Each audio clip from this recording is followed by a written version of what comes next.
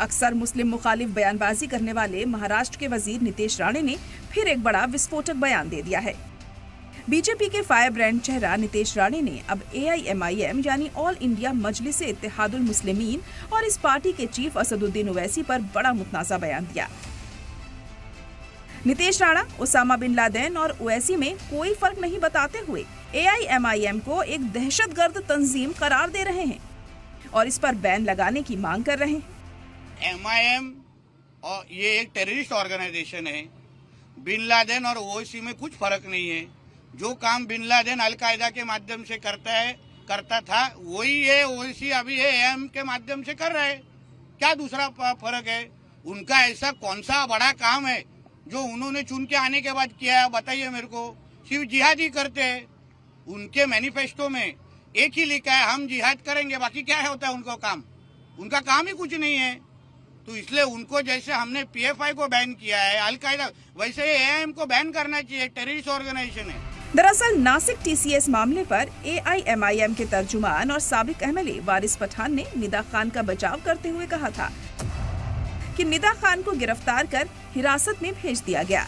अदालत में पेश किए जाने से कबल ही उन्हें दहशतगर्द बता दिया गया और मीडिया ट्रायल चला। ये लोग ट्रायल चलाने वाले कौन होते हैं? अगर ट्रायल चलाना ही है तो अदालतें बंद कर दे।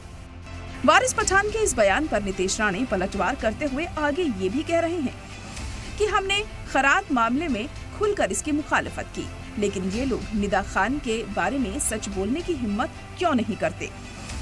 अशोक खरात जैसे व्यक्ति ने, जिसने हमारे हिंदू धर्म की बदनामी करने की कोशिश की, उसका हमारे हिंदू माता बहनों को का जिंदगी खराब कर, उसका किसी भी हिंदू नेता ने, किसी भी हिंदू समाज के एक भी व्यक्ति ने आगे आके अशोक खरात का समर्थन किया नहीं। हमारे हिंदू समाज की हर एक की यही भूमिका है कि उसको फांसी पे चढ़ाओ। तो फिर वही निदा खान के बारे में ये लोग क्यों बोलने की हिम्मत नहीं करते कि इसी को इस्लाम कहते हैं? बताना चाहिए वो लोग ने। राणे के जरिए ओवैसी का मवाजना बिन लादेन से करने पर हंगामा तय था, इसीलिए पलटवार आने में देरी नहीं लगी। वारिस पठान ने एक बार फिर मोर्चा संभाला और नितेश राणे के मानसिक संतुलन पर ही सवाल खड़े कर दिए। इतना ही नहीं, वारिस पठान ने नितेश राणे को पागलखाने भेजने तक की सलाह दे डाली। को अपने दिमाग का इलाज करना चाहिए। वो अपना मानसिक संतुलन खो बैठे हैं और मैं तो चाहूँगा कि उनका किसी अच्छे पागल अस्पताल में ले जाके, मेंटल हॉस्पिटल में उनका इलाज कराना चाहिए। शर्म नहीं आती है?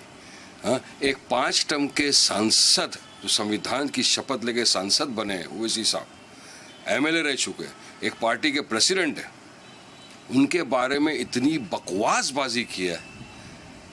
ये मैं चाहता हूँ कि ऐसे लोगों की जगह जो है ना पागल खाने में। बड़ा सवाल यह है कि क्या सियासी मुखालिफत में 5 बार के लोकसभा सांसद का मवाजना आतंकी से करना जायज है? क्या महाराष्ट्र की सियासत में अब तरक्की के मुद्दों को जगह मजहबी और निजी हमलों ने ले ली है? यकीनन आइन और जमहूरियत की दुहाई देने वाले लीडरान के बीच गिरती जबान का ये स्तर कई संगीन सवाल खड़े करता है।